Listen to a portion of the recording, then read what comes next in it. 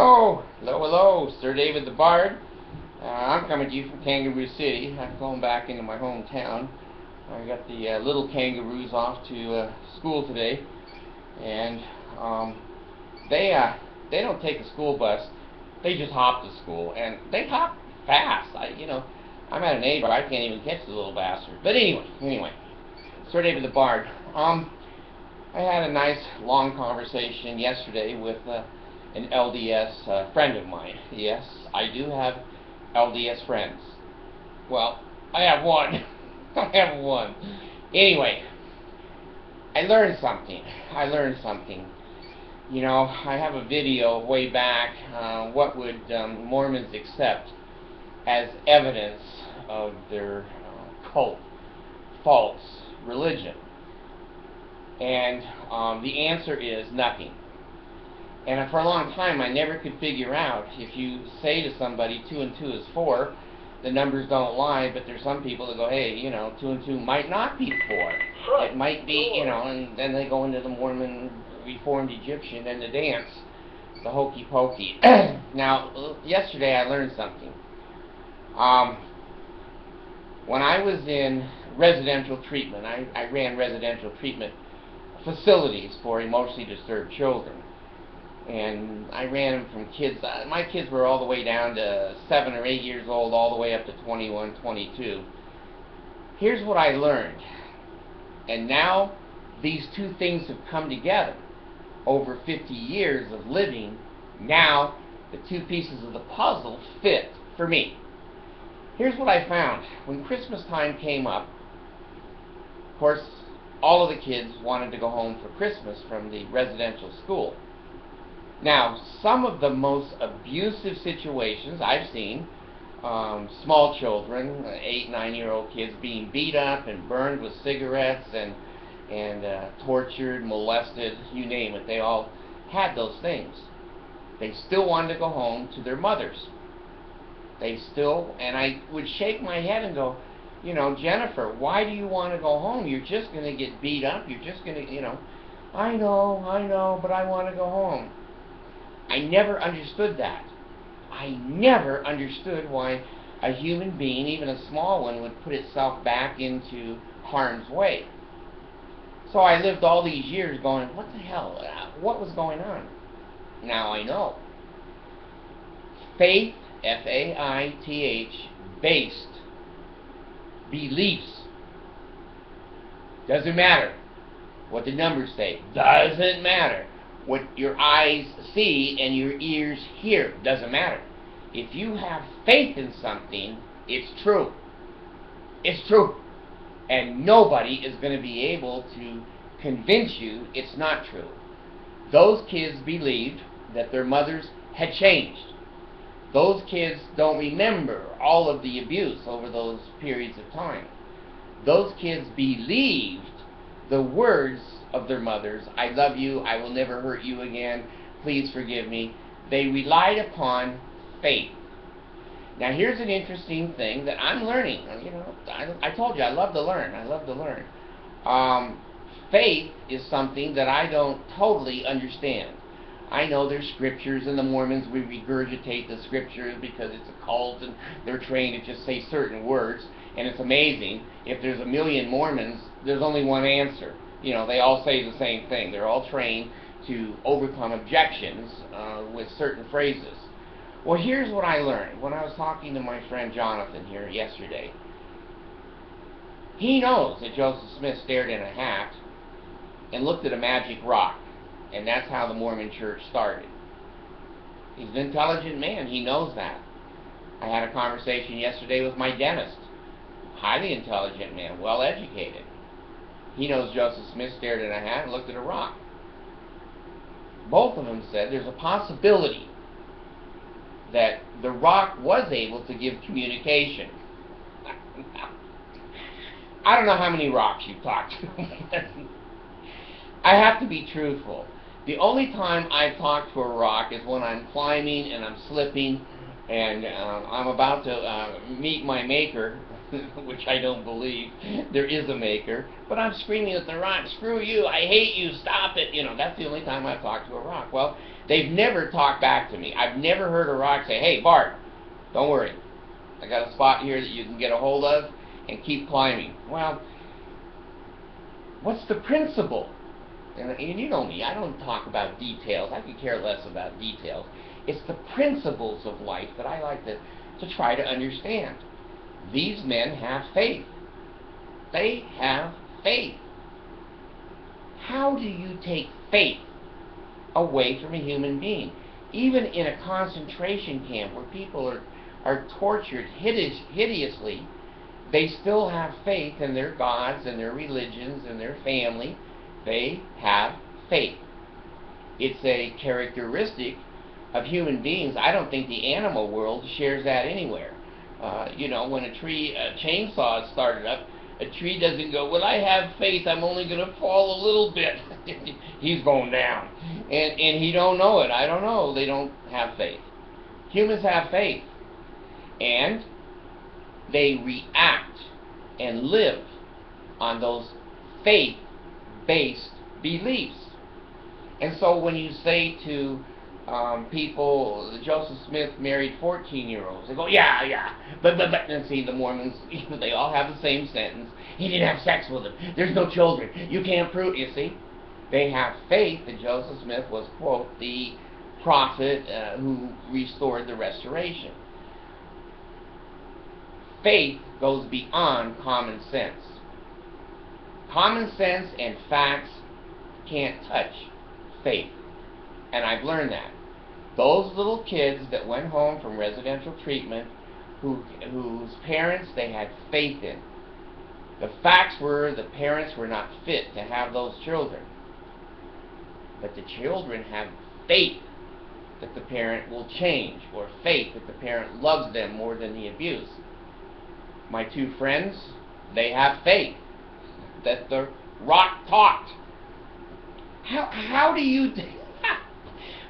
you say to a person, that makes no sense, rocks don't talk? The Mormons go, there's the Reformed Egyptian in the dance. They go, well, they could. God's ways are not our ways. Say, yeah, but does God have talking rocks? I guess God has talking rocks. So anyway, here I am, and I finally, at the, I get a birthday this month, which, don't send me money. I am so sick of you people sending me money. Just throw your money into a Philippine fund for hungry children. Don't send me any more monies and blank checks. I hate those blank checks because I never know what to write in there. I usually put 1 penny, Anyway, don't try to change someone's faith. The only thing that changed my faith in the Mormon Church were my experiences. I didn't read anti-Mormon stuff. I didn't have a group that I joined or people that came over to the house and said, hey, how would you like to leave the Mormon Church? The only way faith, now that I'm just speaking for the Bard, the only way faith can be destroyed or changed or maneuvered to another belief system is experience. I prayed to Jesus for over 50 years. The son of a bitch never said a word to me, nor did he do anything for me, or my family, or my kids. Never did a word. Never said a word, never did a thing. After 50 years, I, inside my head, began to go, is he too busy for me? And of course the Mormons say, you don't see everything Jesus does. He makes the food. He has trees that make shade, and they go on and on. But inside my head, I go, where the hell is he? Where the hell is he? And tonight, there'll be 6,000 children that will die of starvation on this planet. And he's supposed to be a king. He's supposed to be a god. He has unlimited resources, and we're his children, and he treats those children like that. Well, those kids are just being tested. Well, they're being tested about starving to death. Normal people, that doesn't make sense to, but the Mormons, it makes sense to. You pay your tithing, there's no accounting of it. We know they're doing good things. We know we do humanity. They don't know anything, but they have faith. So, You got to be pretty gentle with faith-based beliefs because they're personal, they're somewhat intimate, somewhat ingrained in the person. We all have experiences where there's miracles or there's unexplainable phenomenon that most humans want to go, well, there's God, God has intervened. My son lived in the hospital and I gave a blessing to a rock and by God it started talking. I don't know how it did that, but I have faith that that rock talked. I now feel more at ease knowing you're not going to change anyone's faith. When somebody says to me, your child is ugly, in my mind, my child is not ugly. When I see my child, I don't just see their physical body, but I see their temperament, I see their charity, I see their sympathy and their personality and what they bring to the table. I have faith that my child in totality is beautiful. Now, they may not be the most physically beautiful people in the world, but my faith says I have faith in them, that they're going to grow, they're going to develop, and be contributing citizens of the United States. So you're not going to change that. You can bring up 1,000 models and say, this one's all better looking than your child. And I say, well, they're pretty girls, but I love my child the best. It's faith. It's faith. And that permeates human experience. It permeates human experience. And every time that we get up, we think the world is going to be pretty much the same as it was yesterday. It's our faith. We think the sun's going to come up. It's our faith. We have a job. We think it's always going to be there. Faith. So for me, going through the Mormon traumatizing withdrawal, I had to have, I'm going to say it, high intelligence. You got to have high intelligence to leave the Mormon church, because when I left my faith-based life, I was scared. I was scared because the cult makes you fearful and it makes you guilty. And for a long time after I left the Mormon church, when good things happen, I would say, hey, it's good. And when bad things happen, I'd go, oh, Jesus hates me. Jesus is mad because I left the Mormon church. It took me years before those triggers were changed. And faith in Jesus has no meaning to me whatsoever. When I die, I die. I've done the best life I can do. If it ain't good enough for Jesus, Mohammed, Buddha, and the rest of those, three stooges that sit up there, I don't care. I don't want to be with Jesus today. I don't want to be with him tomorrow. I don't like his fatherhood. I don't like the way he interacts with his children. So, do you have to have high intelligence to get out? Not necessarily. There's a lot of people that just have common sense and go, gold plates and no one saw them. Yeah, 8 witnesses and 3 witnesses, and they mostly all left the church, and they never, ever touched the plates. They saw them with their spiritual eyes. Joseph Smith filled up a box of rocks, laid a blanket over it, and said, see, lift them. Those are gold plates. Mormons won't believe that, and they'll always say, I don't care. It doesn't affect my testimony. And the truth of the matter is, it's true. They have faith, and they have some experiences that they attribute to Jesus, or attribute to the Mormon church and its principles, and they say, I know it's true. I know it's true. So my experience happened to go through an intellectual process. I kept looking at the bad marriages. I kept looking at the way people interacted, the liars, the cheaters, the scam artists, the Ponzi schemes, the legislators in hot tubs with naked teenagers, and Joseph Smith, 14-year-olds, and Brigham Young throwing the blacks under the bus because they didn't like blacks. All of those things churned for years in my mind, and I studied hard. I read the Journal of Discourses. You guys haven't. I read the Comprehensive History of the Church. You guys haven't. I read McConkie, Cleon Skousen, 1,000, 2,000 years, whatever it was. I've been taught by Roy Doxey, by Truman Madsen, and by Cleon Skousen. And I've had the best background in the Mormon Church. I'm a 4-year graduate seminary student. I'm a graduate of BYU. I've been in elders quorum presidencies. I've worked in the temple as a veil worker. And as I was able, and I don't think most people can do this because they're not bipolar, as I'm able to bring those thousands of facts together in my mind and then start sorting them one by one, I had a faith-based belief. I changed it. No one else influenced me. Didn't read any bad books. I didn't read, anti-Mormon literature. I didn't read anything. I just thought and thought. It's just not making sense. I would see people use the priesthood to heal someone, and they died.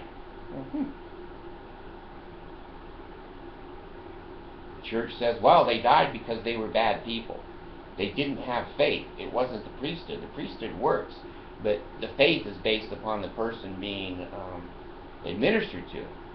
Oh, I guess that makes some sense.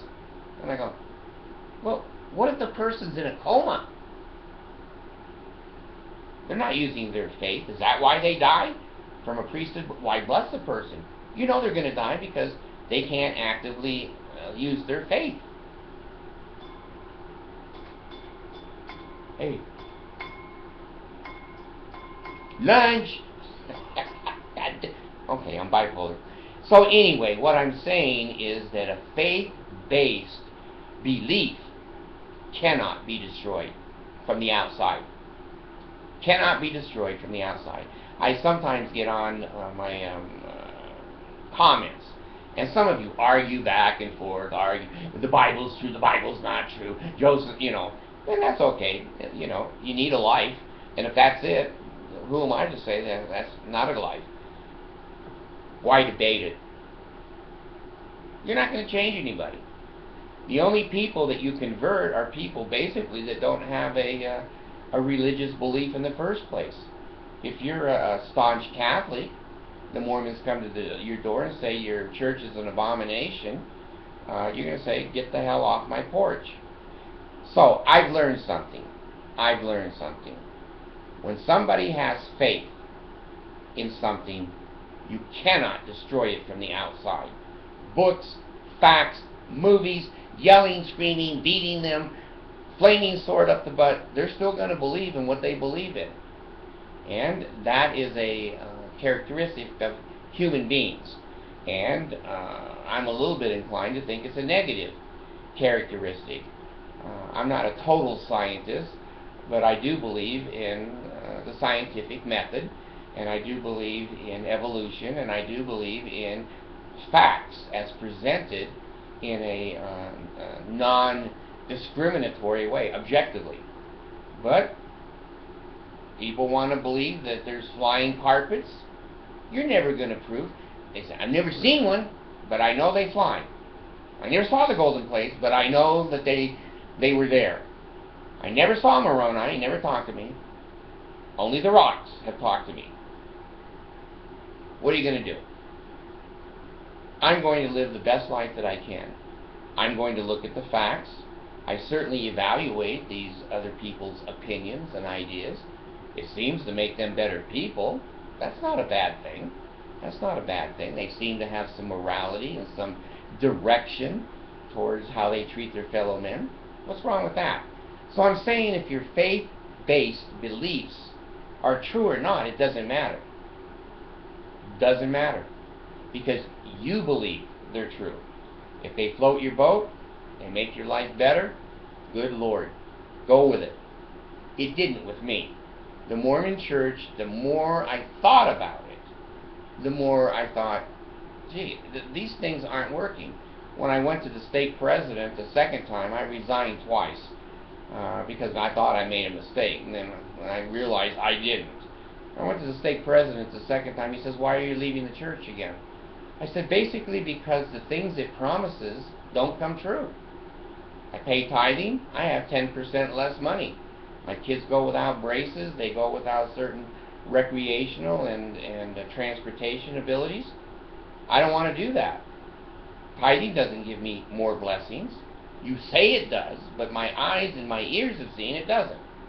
I've seen people administered to them. I've never seen one healed. I've never seen one healed. And you guys blame it on the sick person, even if they're in a coma. So it's not working for me. I'm out of here. That's when I resigned the second time. And I know the Mormons say, oh, well, he wants to drink, he wants his tithing, he's selfish, he was screwing the trees, he wanted to be sinful, he wanted to drink. None of that. God dang, I had a temple recommend when I sat down and got, these things just don't add up. And they overcame my faith. Now, one of the things about a cult, and the Mormon Church, in my opinion, is a cult, is that they try to put such pressure on you not to think. You're so busy with jobs and meetings and guilt and making jello and running over to someone's sick house. You never have time to sit down and think. And that's part of the cult. I have time to sit down and think and go, I'm not seeing it. I don't see these principles. And marrying 14-year-olds, I don't care. The Mormons can say they were all getting married at 14. Not true. Not true. In that Joseph Smith era, the average age was 19 to 22 years old for a girl.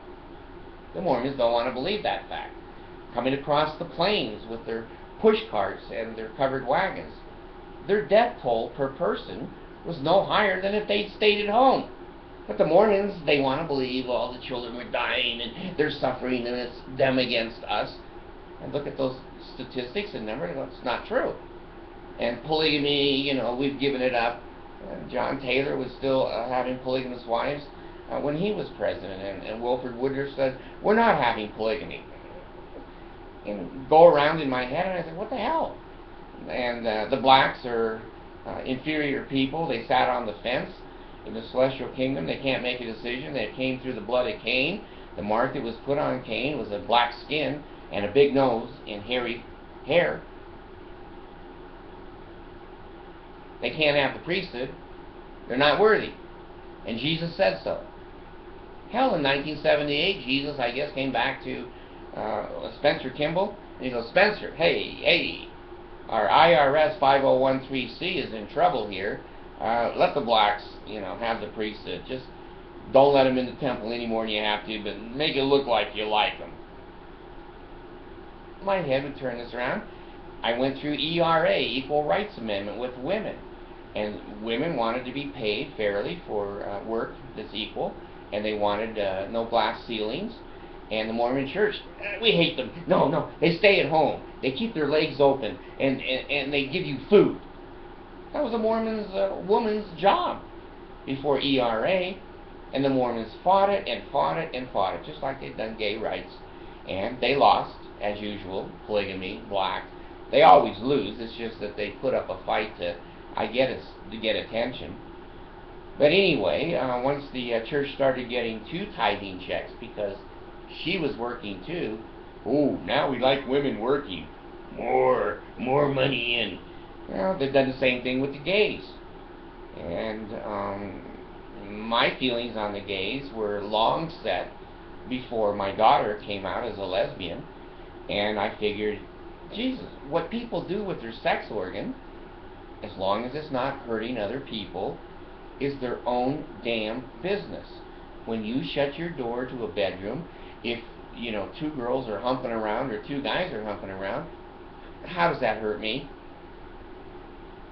Oh, it could make me jealous on the lesbians. No. See, that's bipolar. I sometimes do the Reformed Egyptian Mormon dance. You can take the boy out of Mormonism, but you can't take the Mormonism out of the boy. So I've seen it with the gays, I've seen it with the blacks, I've seen it with the 14-year-olds, I've seen it with polygamy, and it all was going around inside my head. And then I said to myself, this faith-based religion is silly. You're being silly doing these things.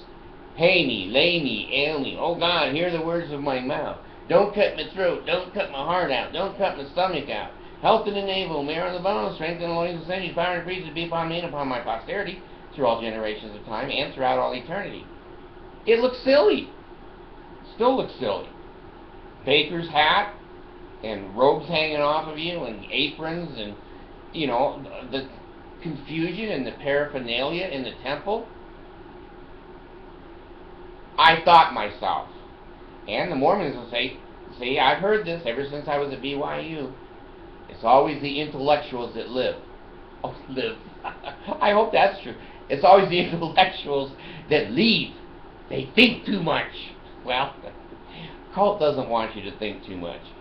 Waco, Texas, they didn't want those people thinking that, was it Koresh, David Koresh there, that he was Jesus. They had faith that he was Jesus reincarnated, and Ruby Ridge and, you know, all these other things I've seen in my life are faith-based beliefs.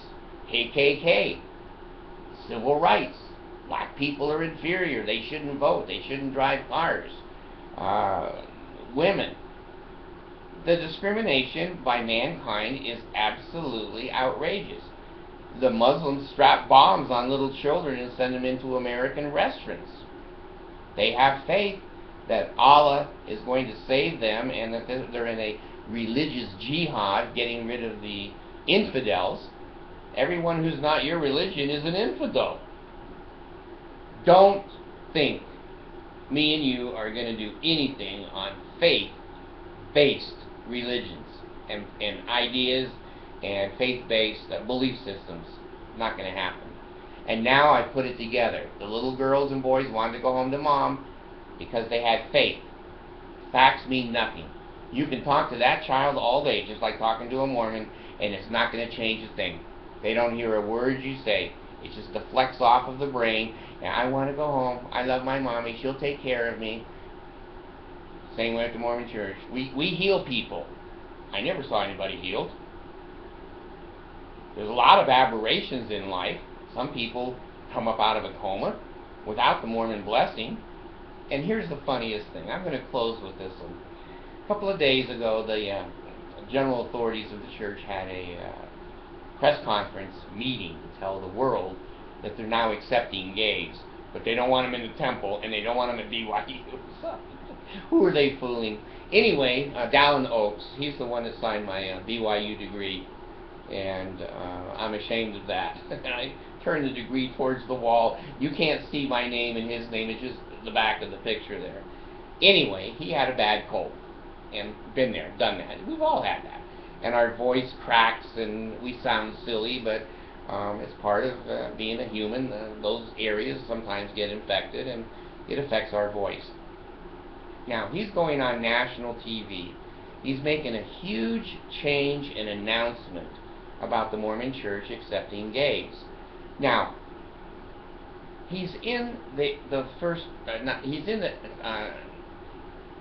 12 apostles, the quorum of the 12. He's an apostle of the Lord Jesus Christ. How come he didn't get a blessing? See? That's the way the bard thinks. Did Jesus say, I want to test you, Dallin. I want you to go in front of the world and sound like an idiot? He's an apostle. Can you blame the blessing that he was given, that he didn't have faith and that's why it didn't work? See, my brain goes crazy on these things. He should have gotten a blessing from the other members of the quorum of the 12, and Jesus should have healed him. Jesus didn't. Jesus ain't done shit for anybody. There's my proof right there of getting away from a faith-based belief system. It didn't work, and Dallin Oaks is living proof. If an apostle cannot be healed by other apostles, what are us laymen going to be like? We're dog shit. We're never going to get healed. So anyway, we need to heal ourselves with our attitudes and our beliefs in mankind and in trying to deal well with each other and be fair and to be honest and truthful. Sometimes I think atheists are more Christian than Christians.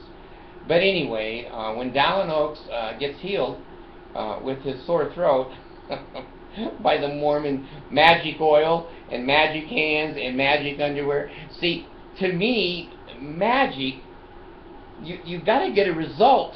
If there's no result, it's just magic. It's just smoke and mirrors and illusion.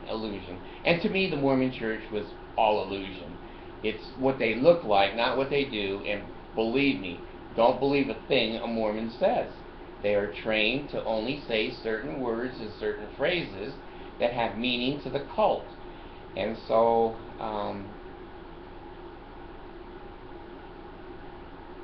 don't believe that you and I are going to do anything on changing faith-based beliefs. People who believe in something will argue till they're dead, and when you rattle them in the ground as a rotten skeleton, they still will not say, well, you were right. You're going to live a long time before you ever see that. All right, this bar's gone.